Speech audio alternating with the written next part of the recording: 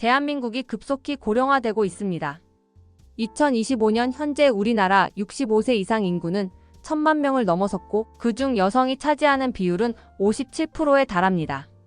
통계청이 발표한 자료에 따르면 한국 여성의 평균 기대 수명은 85.6세로 남성 79.8세보다 6년가량 길어 세계 최고 수준을 기록하고 있습니다. 하지만 이 숫자 뒤에 숨겨진 진실은 충격적입니다. 더 오래 산다는 것이 곧 더 행복한 노후를 의미하지 않는다는 것입니다. 오히려 그 반대인 경우가 많습니다. 남편보다 10년을 더 살았어요. 그런데 그 10년이 인생에서 가장 외로웠어요. 서울 외곽 반지하 고시원에서 만난 76세 김순자 할머니의 첫 마디입니다. 15년 전 남편을 먼저 떠나보낸 순자 할머니는 매달 기초연금 32만 원으로 겨우 연명하며 살아갑니다. 두 아들은 결혼 후 모두 외국으로 나갔고 딸과는 연락이 끊긴 지 오래입니다. 남편과 함께였던 시절엔 비록 넉넉하지 않아도 함께 밥을 먹고 이야기를 나누고 추억을 쌓았지만 이제는 말 한마디 건넬 이웃도 없이 하루 세끼를 라면으로 때우며 TV만 삼아 살아갑니다.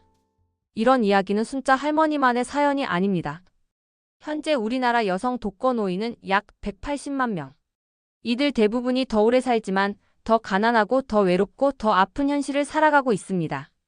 더 오래 산다는 것이 더 오래 혼자 견뎌야 한다는 의미가 되어버린 것입니다. 매일 아침 6시 순자 할머니는 아무도 없는 방에서 눈을 뜹니다. 오늘도 하루가 시작되네. 혼잣말로 중얼거리며 일어나는 이 의식이 어쩌면 그녀에게 남은 유일한 일상의 리듬일지도 모릅니다. 여성이 더 오래 산다는 건 축복이라고 생각했어요. 그런데 실제로는 여성의 기대 수명은 남성보다 높습니다. 하지만 노후 준비는 오히려 더 부족한 경우가 많습니다. 왜일까요? 첫째, 여성은 결혼과 육아로 경력이 단절되는 경우가 많습니다. 30대 초반 아이를 낳고 키우느라 직장을 그만둔 여성들이 다시 경력을 쌓기까지는 긴 시간이 필요합니다. 그 사이 남성들은 승진하고 연봉이 오르고 국민연금 가입 기간도 늘어납니다.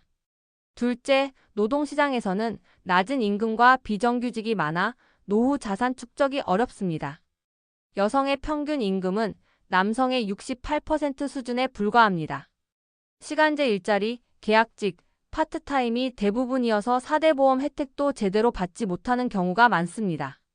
셋째, 대부분 남편보다 오래 살지만 남편 중심의 연금 구조 속에서 제대로 된 지원을 받지 못합니다. 남편이 세상을 떠나면 국민연금은 유족연금으로 전환되지만 이는 기존 연금의 40%에서 60%에 불과합니다. 즉, 오래 사는 만큼 더 철저히 준비해야 하지만 실제론 준비가 안 된 채로 혼자 남겨지는 경우가 많습니다. 노후는 남편이 죽은 다음부터 시작이더라고요. 68세 이영자 할머니는 남편이 세상을 떠난 지 3년이 지났습니다. 그동안 남편이 해오던 일들 보험 정리, 연금 수급, 전기세 납부, 고장난 수도꼭지, 수리 이 모든 것이 영자 할머니 혼자의 몫이 되었습니다. 처음엔 뭘 어떻게 해야 할지 몰라서 한동안 멍하니 있었어요. 전화 요금이 안 나가서 전화가 끊어진 줄도 몰랐죠. 많은 여성들이 남편이 세상을 떠난 뒤 비로소 진짜 혼자라는 사실을 깨닫습니다. 그런데 더 무서운 건 사람이 없어도 돈이 없어도 시간은 계속 흐른다는 사실입니다. 주변 사람들과의 관계도 끊기기 쉽습니다. 젊었을 때는 자녀와 함께 여행도 다녔고 동네 모임도 나갔지만 나이 들어 몸이 불편해지면 자연스레 사회적 고립이 시작됩니다. 동네 사람들이 혼자 사니까 외롭겠다고 하는데 정작 아무도 찾아오지 않아요. 그래서 더 외로운 것 같아요. 이 나이 되면 친구도 하나둘 세상을 떠나. 전화할 사람도 없고 밥같이 먹을 사람도 없어. 74세 박금순 할머니는 하루 중 가장 힘든 시간이 저녁 시간이라고 말합니다. 낮에는 그래도 바쁘게 뭔가 할 일이 있는데 저녁에 혼자 밥 먹을 때가 제일 서러워요. 노후의 가장 큰 고통은 가난이 아니라 외로움입니다. 매일 혼자 밥을 먹고 혼자 아침을 맞고 혼자 잠드는 삶. 누군가의 말 한마디, 눈 맞춤 한 번이 간절해집니다. 특히 여성 독거노인은 우울증, 치매, 자살 위험률이 매우 높습니다.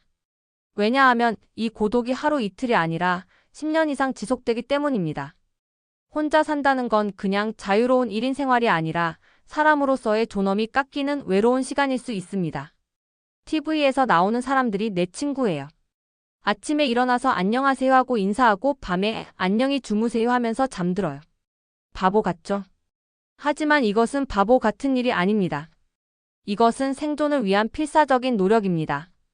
서울의 한 고시원에는 70대 여성만 20명이 넘게 살고 있다고 합니다.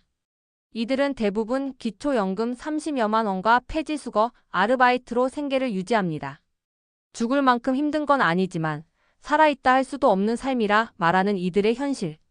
72세 조명숙 할머니는 새벽 5시에 일어나 폐지를 줍습니다. 하루 종일 걸어서 모은 폐지를 팔면 3,000원에서 5,000원 정도의 수입이 생깁니다. 젊은 사람들 눈에는 지저분해 보일 수도 있지만 이것도 나름대로 일이거든요. 또 다른 할머니는 보증금 없이 입주 가능한 고시원에서 살며 마트에서 하루 10시간 서서 시식 코너를 운영합니다. 새벽에 일어나 시장에서 채소 분류 아르바이트를 하는 70대 여성들도 적지 않습니다. 이런 일들이 노인의 삶이라는 게 믿어지시나요? 하지만 이것이 현실입니다. 그리고 이들은 그래도 일할 수 있어서 다행이라고 말합니다. 애들이 다 잘 됐어요. 그런데 명절에도 안 와요. 78세 한복자 할머니는 세 자녀를 모두 대학까지 보냈습니다. 큰아들은 의사, 둘째는 교사, 막내딸은 공무원이 되었습니다. 애들 키우느라 내 인생은 없었어요. 그런데 자녀가 있다고 해서 외롭지 않은 건 아닙니다. 많은 독거 여성들은 자녀가 있지만 심리적 거리가 멉니다. 결혼 후엔 연락이 줄고 손주들이 생기면 자신은 뒷전이 됩니다. 추석 때 한 번, 설날 때 한 번. 그것도 몇 시간 있다가 바로 가버려요. 1년에 딱 2번 만나는 게 전부예요. 심지어 어떤 여성은 요양병원에 입원하고 나서야 자녀 얼굴을 한 번 봤다고 합니다. 기댈 가족이 있어도 그들이 자신의 노후를 책임져 주지 않는다는 현실을 점점 더 많은 어르신들이 체감하고 있습니다. 내가 아파서 병원에 갔는데 보호자가 없다고 수술을 못 한다더라고요. 그때 정말 서러웠어요. 내 자식들이 어디 있는지도 모르겠고 공공복지 시스템도 이들을 충분히 받쳐주지 못합니다. 방문 요양, 재가 서비스, 주간 보호시설 등은 정원이 적고 이용 조건이 까다롭습니다. 게다가 정보 접근성이 낮아 어떤 서비스를 이용할 수 있는지조차 모르는 경우도 많습니다. 동사무소에 가서 물어봐도 서류가 복잡하고 자꾸 이것저것 떼어오라고 해요. 그런 게 어려워서 포기하는 경우가 많아요. 또한 기존 복지제도는 가족이 있으면 가족이 돌본다는 전제하에 설계되어 있습니다. 하지만 현실은 그렇지 않습니다. 가족이 있어도 실질적인 돌봄을 받지 못하는 경우가 많아 복지 사각지대에 놓이게 됩니다. 일부 지자체는 공동부엌, 마을 돌봄을 확대하고 있지만 아직은 극소수에 불과합니다. 많은 여성들은 여전히 도움받을 사람도 구조도 없이 하루하루를 버팁니다. 혈압약 한 달분이 3만 원인데 그것도 부담스러워요. 73세 최순덕 할머니는 당뇨와 고혈압, 관절염을 앓고 있습니다. 매달 병원비로 나가는 돈이 10만 원이 넘습니다. 기초연금 32만 원에서 월세 15만 원, 공과금 5만 원을 제외하면 남는 돈은 12만 원뿐. 여기서 병원비 10만 원을 빼면 생활비는 고작 2만 원입니다. 약을 안 먹으면 더 아프고 약을 먹으려면 밥을 굶어야 해요. 그래서 약을 이틀에 한 번씩 먹어요. 여성 독거노인의 74%가 만성질환을 앓고 있습니다. 하지만 치료비 부담으로 제대로 된 치료를 받지 못하는 경우가 대부분입니다. 응급실에 실려가도 보호자가 없어서 수술을 미루는 일도 부지기수입니다. 작년 겨울에 넘어져서 다리를 다쳤는데 3일 동안 집에서 끙끙 앓았어요. 119를 불러야 하는 줄 알았는데 그것도 돈이 든다고 해서. 내가 죽으면 누가 알아줄까? 그게 제일 무서워요. 79세 김영순 할머니는 요즘 죽음에 대한 두려움이 커지고 있습니다. 혼자 살다가 혼자 죽을 것 같다는 공포 때문에 밤잠을 설치는 날이 많습니다. 이웃집 할머니가 3일 동안 쓰러져 있다가 발견됐어요. 우유가 3일째 그대로 있어서 우유 배달원이 신고했다더라고요. 나도 그렇게 될까봐 무서워요. 실제로 고독사하는 노인의 수는 해마다 증가하고 있습니다. 서울시 통계에 따르면 지난해 고독사한 노인 중 여성의 비율이 45%에 달합니다. 특히 발견까지의 시간이 남성보다 길어 더 처참한 상황에서 발견되는 경우가 많습니다. 장례식장에 가보니 문상객이 몇 명 안 되더라고요. 그냥 공무원하고 복지사 몇 명만 와서 쓸쓸하게 보내드렸어요. 내 장례식도 그럴 것 같아요. 요즘은 병원 예약도 인터넷으로 해야 하고 택배도 앱으로 시켜야 한다는데 나는 그런 거 모르거든요. 코로나19 이후 디지털 사회로의 전환은 노인들, 특히 혼자 사는 여성 노인들에게 더 큰 벽이 되었습니다. 온라인 쇼핑, 키오스크 주문, QR코드, 인증 등 일상의 모든 것이 디지털화되면서 이들은 더욱 소외되고 있습니다. 은행에 가도 직원이 없고 기계로만 하라고 해요. 그런데 그 기계가 너무 복잡해서 모르겠어요. 결국 젊은 사람한테 부탁해야 하는데 그것도 눈치 보여서 힘들어요. 정보 접근성의 격차는 곧 생존의 격차로 이어집니다. 복지 혜택에 대한 정보, 건강정보, 안전정보 등을 제때 받지 못해 더 큰 위험에 노출되는 경우가 많습니다. 겨울만 되면 죽을 것 같아요. 난방비가 무서워서 전기장판 하나로 버텨요. 71세 박술래 할머니는 매년 겨울이 되면 난방비 걱정으로 잠 못 이루는 밤이 많습니다. 6평 반지하 고시원에서 전기장판과 두꺼운 옷으로 추위를 버텨냅니다. 작년에 폐렴에 걸려서 응급실에 실려갔는데 의사가 집이 너무 추워서 그런 것 같다고 하더라고요. 그런데 어떻게 해요? 난방비가 한 달에 10만 원씩 나오는데. 에너지 빈곤은 단순한 불편함을 넘어 생명을 위협하는 문제입니다. 추운 집에서 살면서 면역력이 떨어지고 각종 질병에 노출될 위험이 높아집니다. 여름엔 그래도 참을 만한데 겨울엔 정말 죽을 것 같아요. 가스비 아끼려고 찬물로 설거지하다가 손가락이 다 얼어서 감각이 없어졌어요. 이 모든 절망적인 현실 속에서도 희망의 싹은 있습니다. 몇몇 여성들은 노인 쉐어하우스, 커뮤니티 동아리, 마을살이를 통해 서로 기대며 살아가고 있습니다. 경기도 한마을에 사는 70대 여성 5명은 함께 텃밭을 일구며 새로운 삶을 찾았습니다. 혼자 살 때는 하루하루가 그냥 지나갔는데 이제는 토마토가 빨갛게 익어가는 게 재미있어요. 인천의 한 노인 쉐어하우스에서는 6명의 할머니가 함께 살며 서로를 돌보고 있습니다. 아침에 일어나서 안녕히 주무셨어요? 인사를 나누는 게 이렇게 행복할 줄 몰랐어요. 또 다른 곳에서는 마을 극장을 중심으로 어르신들이 모여 함께 영화를 보고 차를 마시며 이야기를 나눕니다. 말 상대가 있다는 것만으로도 하루가 다르게 느껴져요. 혼자이지만 함께 살아가는 방법을 찾는 이들이 늘고 있습니다. 중요한 건 정보와 기회, 그리고 마음을 열 수 있는 연결점입니다. 처음엔 남들하고 어떻게 사냐고 생각했는데 지금은 혼자 사는 게 더 무서워요. 여기서 만난 언니들이 진짜 가족 같아요. 나는 세상에 없는 사람 같아요.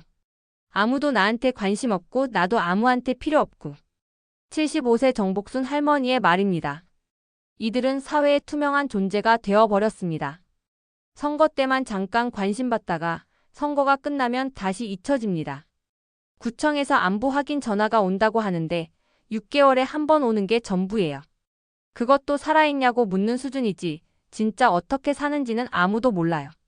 복지 사각지대에 있는 이들은 도움이 필요해도 어디에 어떻게 요청해야 하는지 모릅니다. 복잡한 서류, 까다로운 조건, 긴 대기 시간 때문에 포기하는 경우가 대부분입니다. 한 번은 우울해서 상담을 받고 싶었는데 예약이 2개월 후래요. 그때까지 기다리다가 뭔가 큰일이라도 날까봐 그냥 포기했어요. 나는 이제 80살이에요. 80년을 살았는데 가장 힘든 시간이 지금이에요. 82세 이순옥 할머니의 말입니다.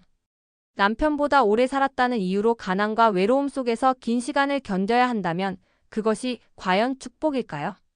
대한민국 여성 노인 300만 명의 현실입니다. 매일 아침 눈을 뜨는 것조차 용기가 필요한 하루하루를 살아가는 이들. 아파도 병원에 갈 돈이 없고 외로워도 말걸 사람이 없고 춥고 배고파도 참고 견뎌야 하는 이들의 이야기입니다. 더 오래 산다는 건 더 많은 준비가 필요하다는 뜻입니다. 그리고 그 준비는 단순히 돈만이 아닙니다. 관계, 정서, 건강, 정보, 자존감, 이 모든 것이 포함된 진짜 노후 설계가 필요합니다. 하지만 개인의 노력만으로는 한계가 있습니다. 사회 시스템의 변화가 필요합니다. 복지제도의 확대, 일자리 창출, 주거 안정성 확보, 의료비 지원, 그리고 무엇보다 이들을 사회 구성원으로 인정하고 존중하는 문화가 필요합니다. 지금 이 순간에도 수많은 여성 노인들이 홀로 긴 노후를 버티고 있습니다. 이들을 위한 사회적 관심, 제도적 지원, 공동체적 연대가 지금 이 순간에도 간절합니다. 하지만 무엇보다 중요한 것은 이것이 남의 일이 아니라는 점입니다. 지금 50대, 60대인 우리도 언젠가는 이런 상황에 처할 수 있습니다. 누군가의 내일이 나의 오늘이 되지 않으리란 법은 없습니다. 우리가 함께 고민하고 준비해야 하는 이유입니다. 혼자 늙어가는 것이 두렵지 않은 사회, 마지막까지 존엄하게 살아갈 수 있는 노후, 그런 세상을 만들어가는 것이 바로 우리 모두의 과제입니다.